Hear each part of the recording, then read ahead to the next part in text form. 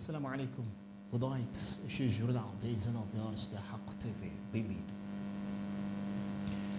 O Instituto Nacional de Meteorologia alerta sobre a formação de um sistema de baixa pressão atmosférica com fortes probabilidades de evoluir para ciclone tropical no próximo dia 22 de janeiro em curso.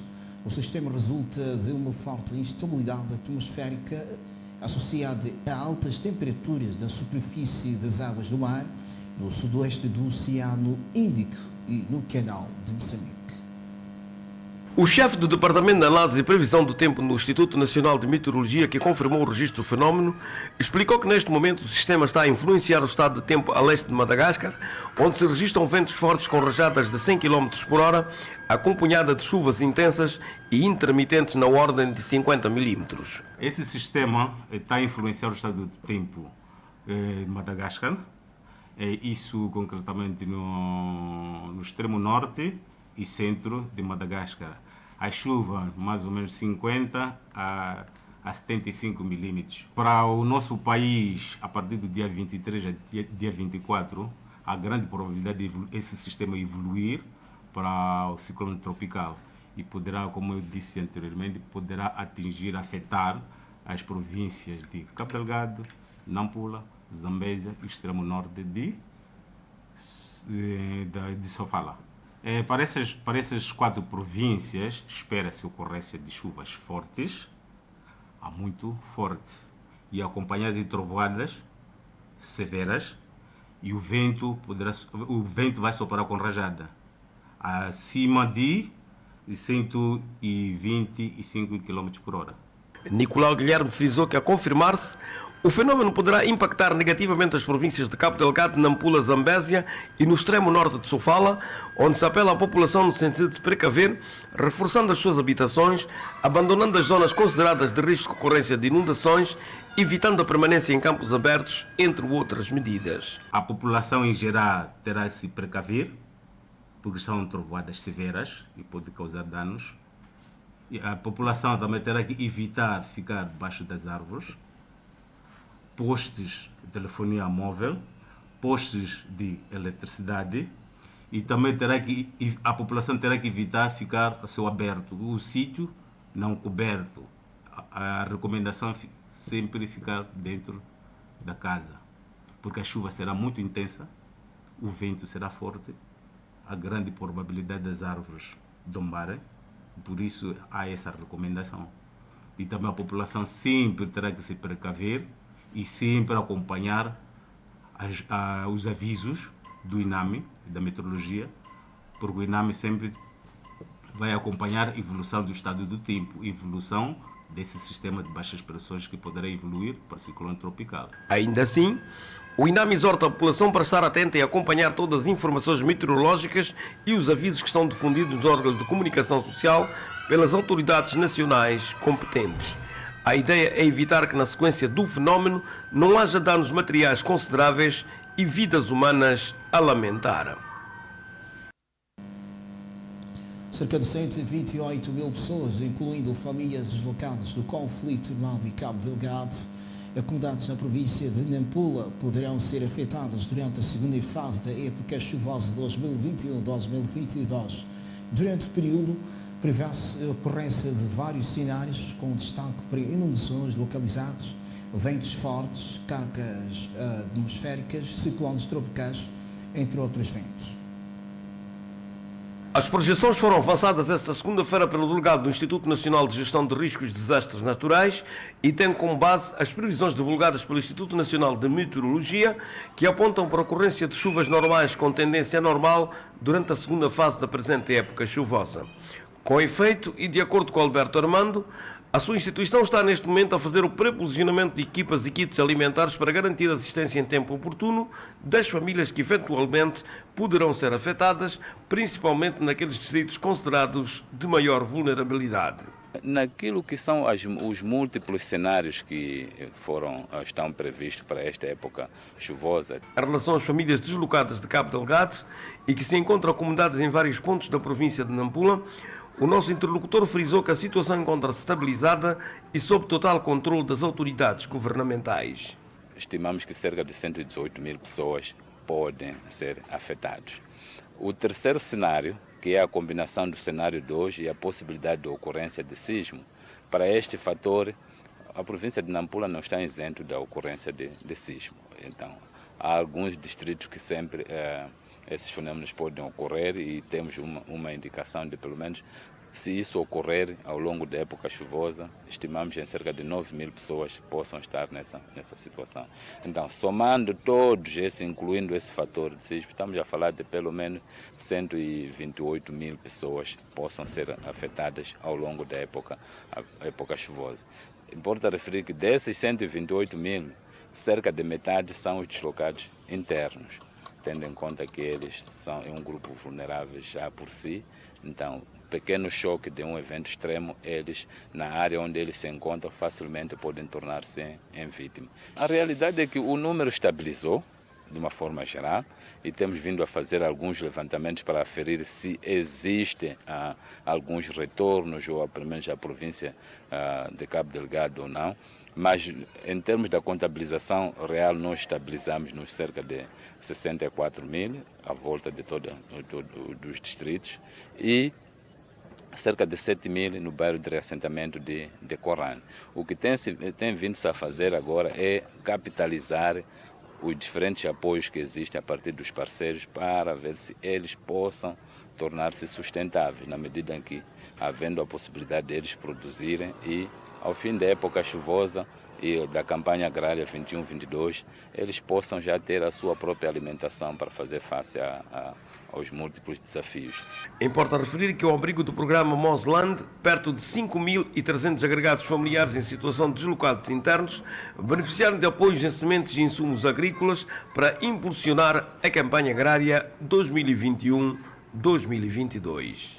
A cidade de Nampula está a conhecer nos últimos tempos níveis assustadores de degradação do meio ambiente, originada pela proliferação de lixo que chega a bloquear algumas vias de acesso.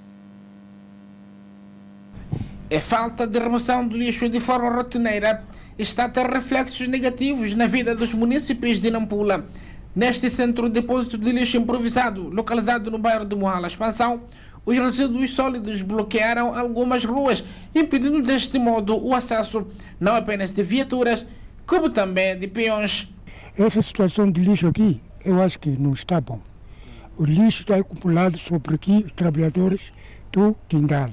Quando é falado, recusa, mas é mau para nós, é mau para eles. E agora deitam lixo aqui e não sabem os lixos com mota. Já querem fechar o caminho que passa o carro. Isso não fica bom.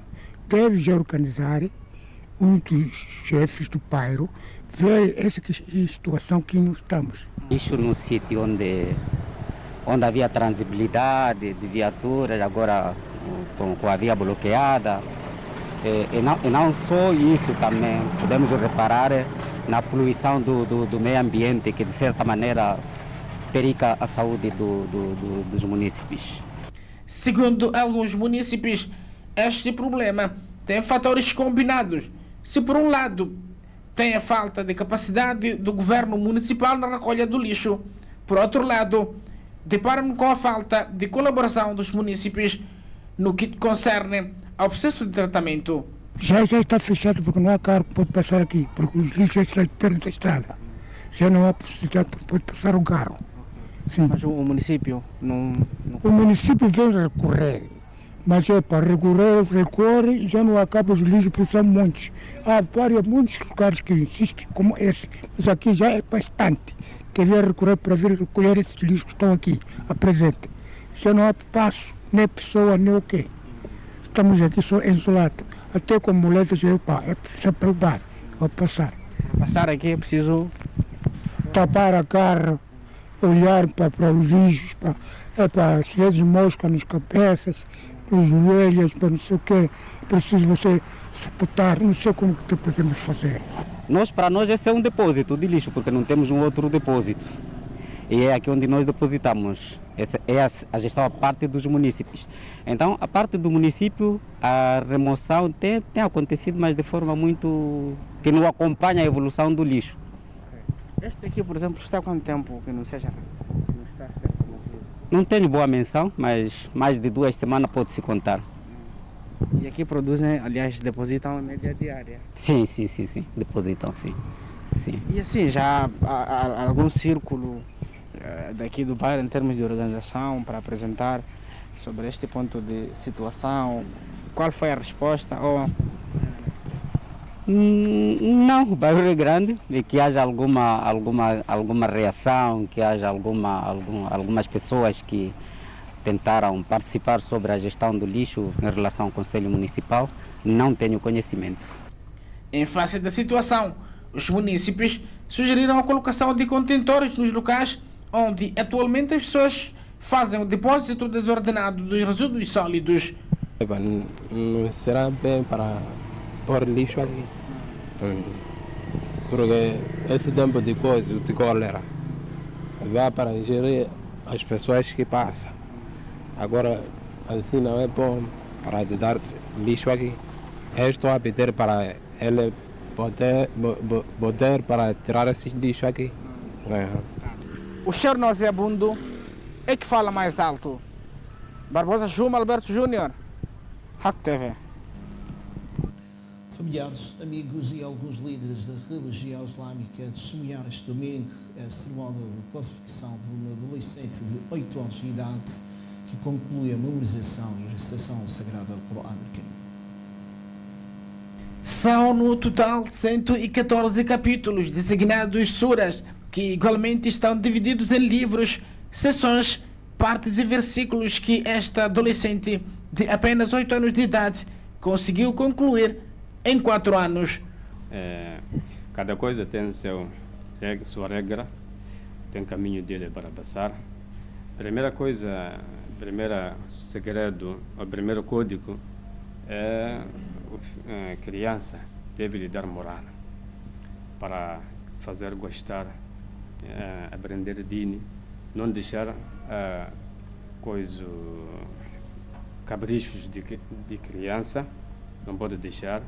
O pai sempre ele fazia, acordava madrugada, 5 horas, para ele sentar, aprender seu dini e seu ter conhecimento.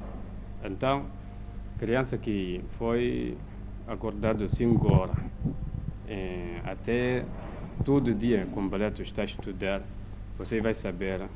Mais do que garantir a formação plena da criança, os pais estão orgulhosos.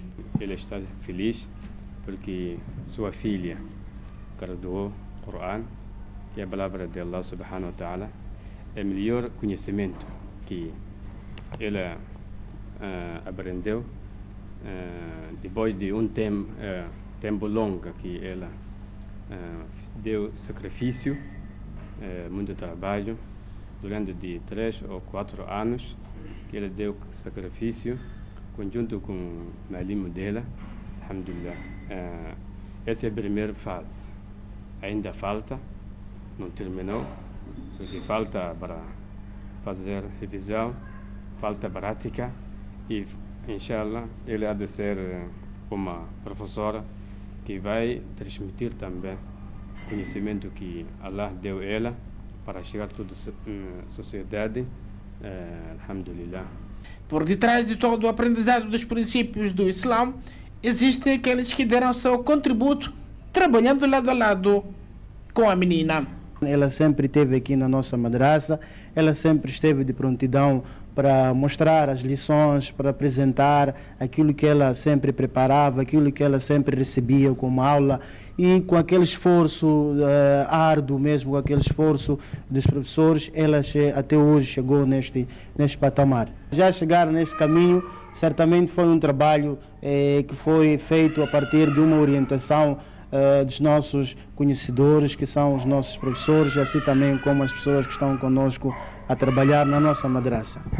Recitação de alguns surados que compõem o Sagrado Alcorão e entrega de brindes à finalista marcou a cerimónia.